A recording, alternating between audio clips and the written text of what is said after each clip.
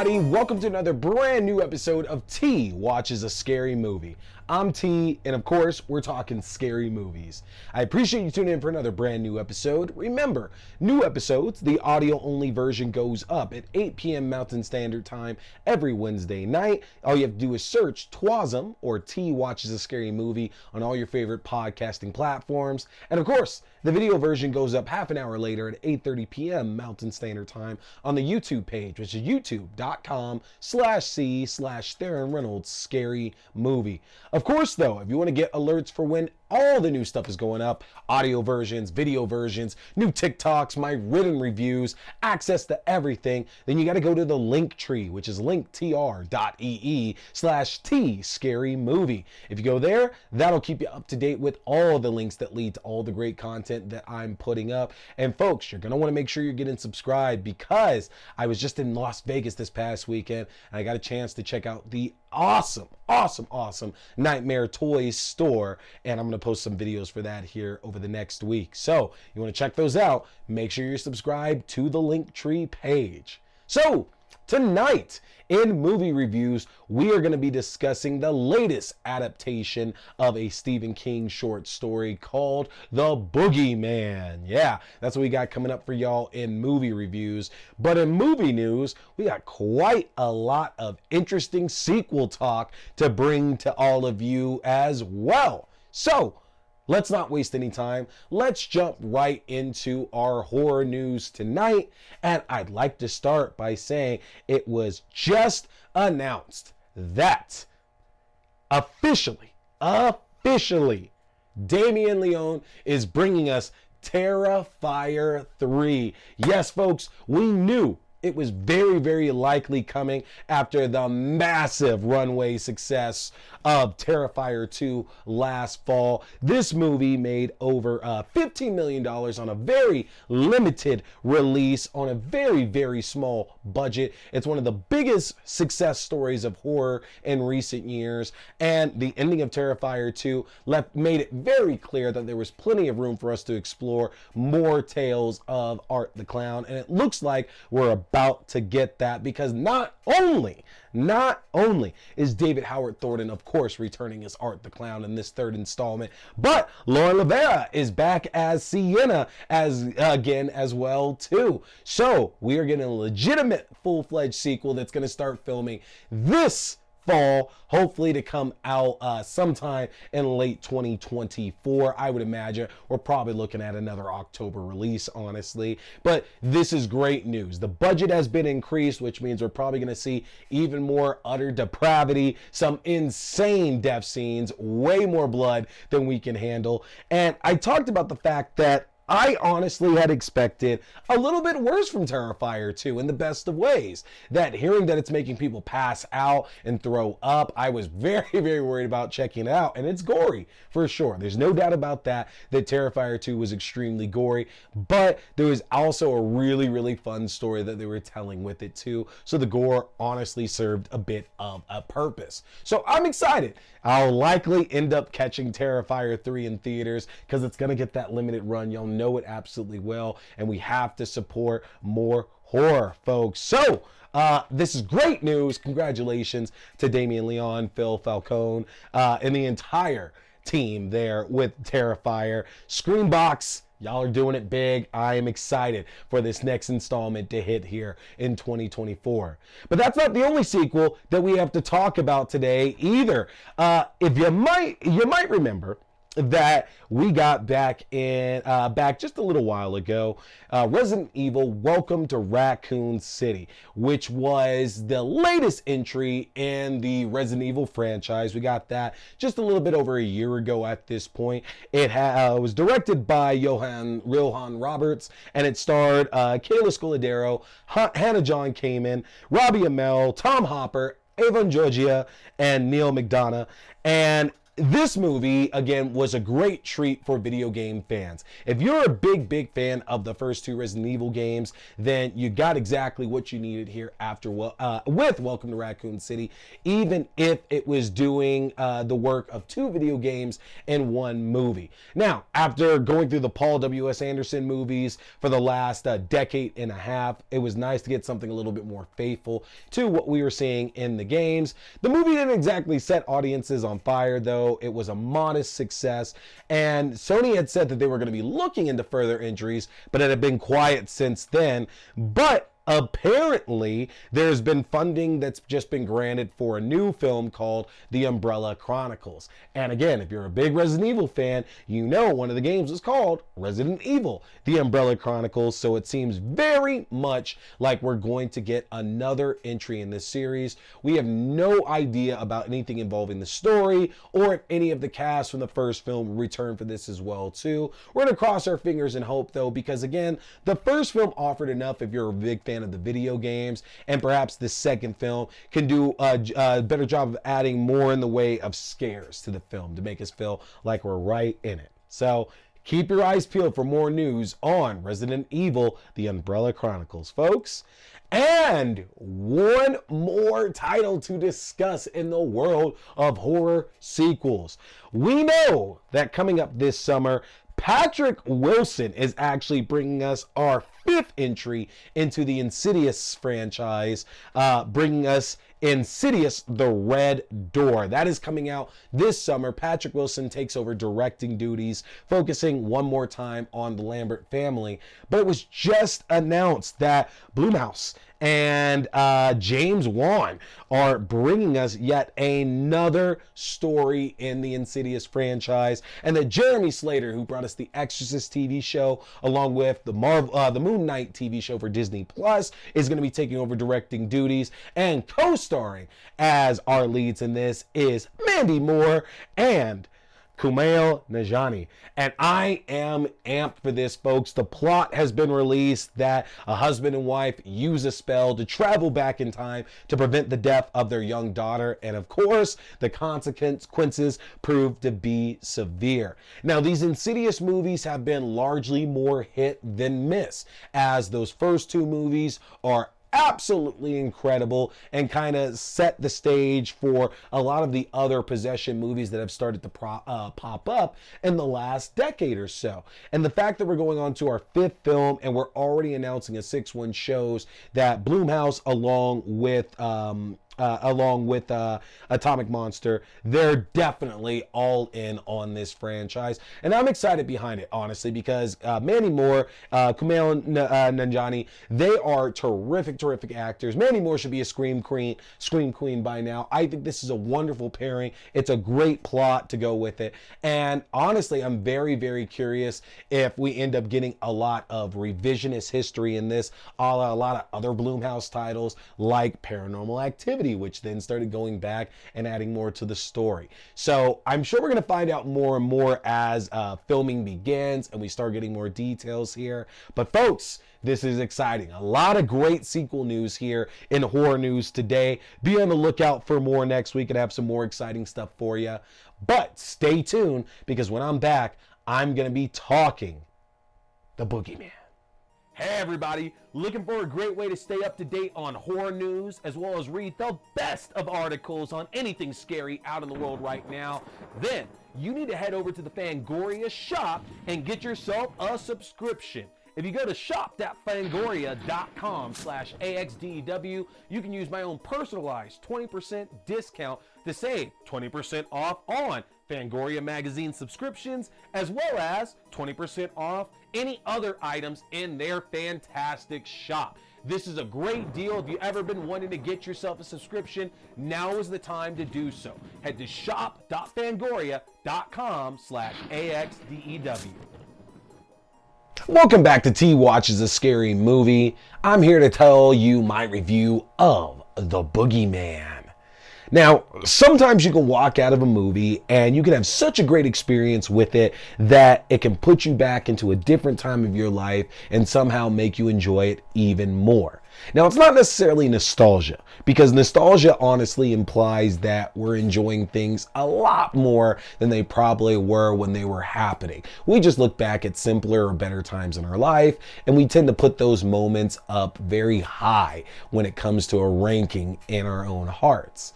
Nostalgia is not a bad thing. It can absolutely be euphoric, but this instead is like a time machine, and keep that in mind when I tell you that the Boogeyman is about to transport you to early 2000s horror, and that's a pretty damn good thing. Adapted from a short story of the same name by Stephen King, Rob Savage directs a script from Brian Wood, Scott Beck, and Mark Heyman, and not only do I think they put together what should be one of the bigger successes of the summer, but they've also put out what I think is the best horror film of the year, at least at this time. And you can look at this behind the scenes team, and you should be able to understand why everything is firing on all cylinders. Between our 3 writers and our director, we have some of the most memorable films of the last 20 years in the horror genre, and these folks have put together a perfect popcorn flick that actually has some depth to it. Sisters Sadie and Sawyer, played by Sophie Thatcher and Vivian Lyra Blair, are having trouble dealing with the recent death of their mother. They're unable to move on and receiving no kind of emotional support from their therapist father, Will. A mysterious visitor to their home will find the family being terrorized by an evil entity known as Boogeyman. Now, grief plays a very central role in this film. The family are finding themselves having to deal with their pain in different ways. The same way that these 2 sisters are dealing with it is not the same way that Will is. And while Sadie definitely is our point of view, she's the one that we're going to spend the most time with in the movie, it's so awesome to see Sophie Thatcher finally get her debut leading role, showing that she's going to be a prominent player in years to come in the horror genre.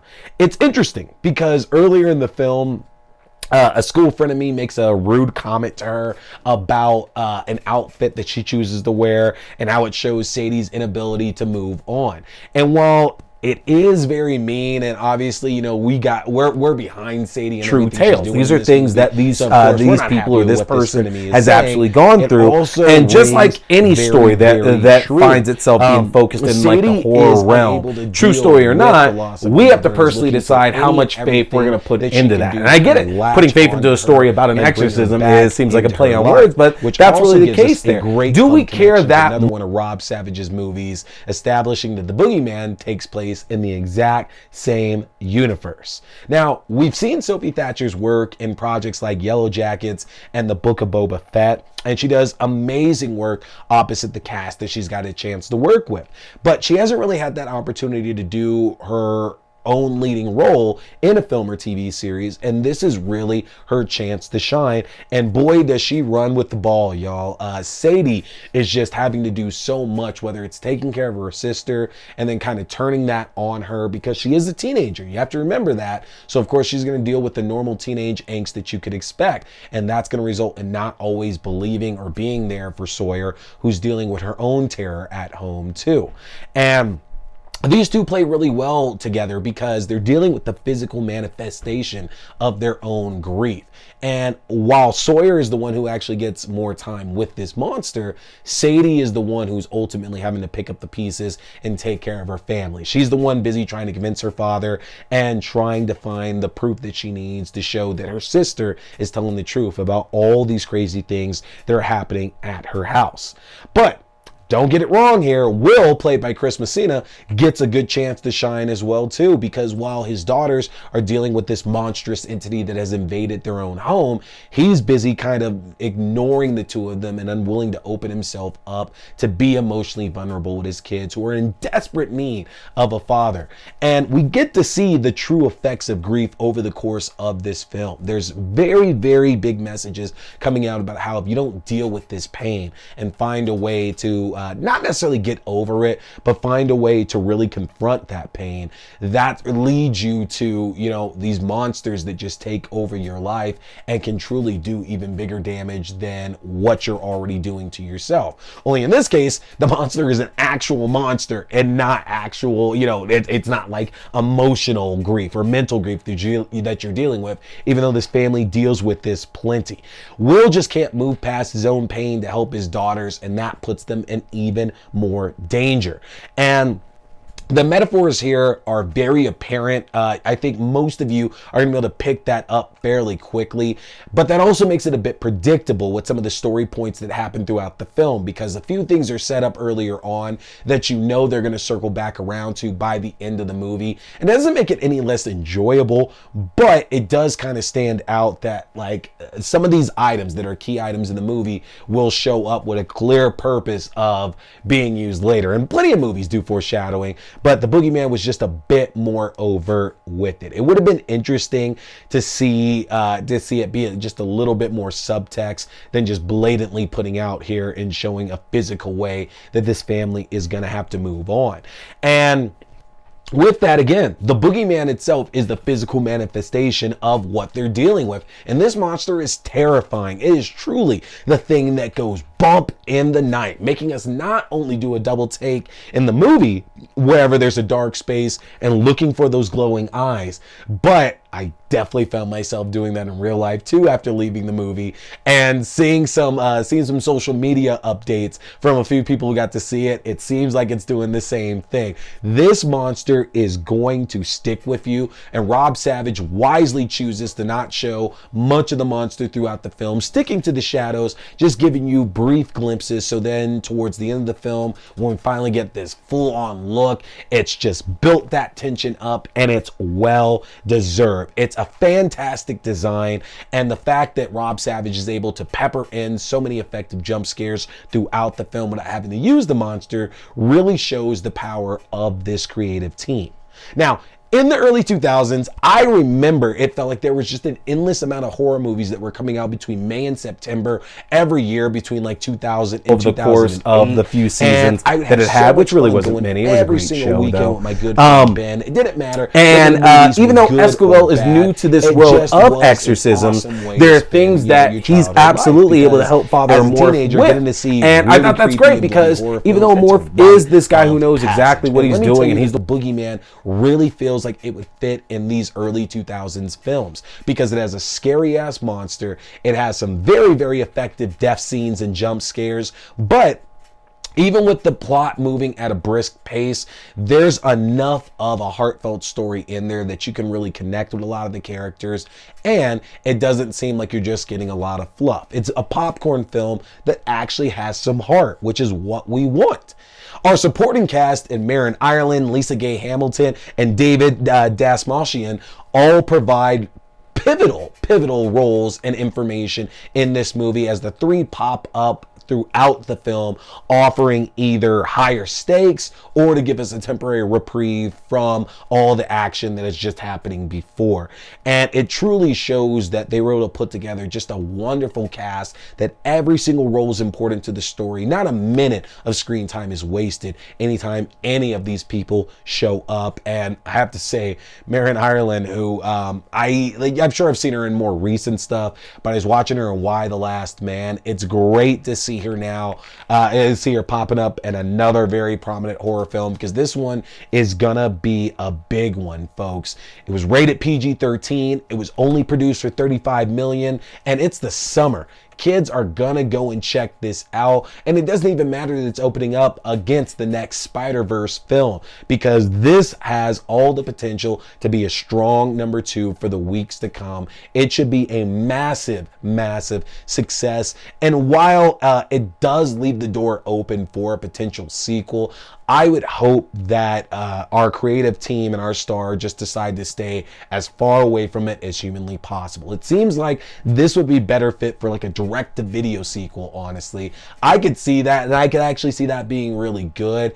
But man, unless Stephen King was involved, I don't know if they could capture the lightning in the bottle this second time. Because even the story that it's based off of isn't exactly adapted here on screen. The story that was presented in King's Tale kind of serves as the catalyst for everything that's going on. The movie almost works like a sequel to King's original story. So I don't know if I'd want to see a second film as effective as this movie was.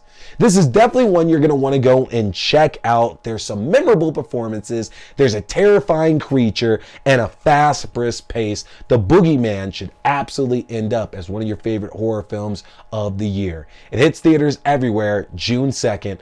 Don't miss this one, folks. And that's going to do it for me tonight. Make sure you come back next week when I'm jumping back to the After Dark Horror Fest Year 2. We've been reviewing a few of the movies. We still got more to go, but I had to stop to talk here about the Boogeyman. Got the After Dark Horror Fest coming up. We got the Black Demon coming up soon too. The Blackening. We got a lot of great horror films coming up for you. So make sure to get subscribed to the YouTube page and the link tree so you can stay up with everything that's going on. Folks, my name is T. We've been talking scary movies.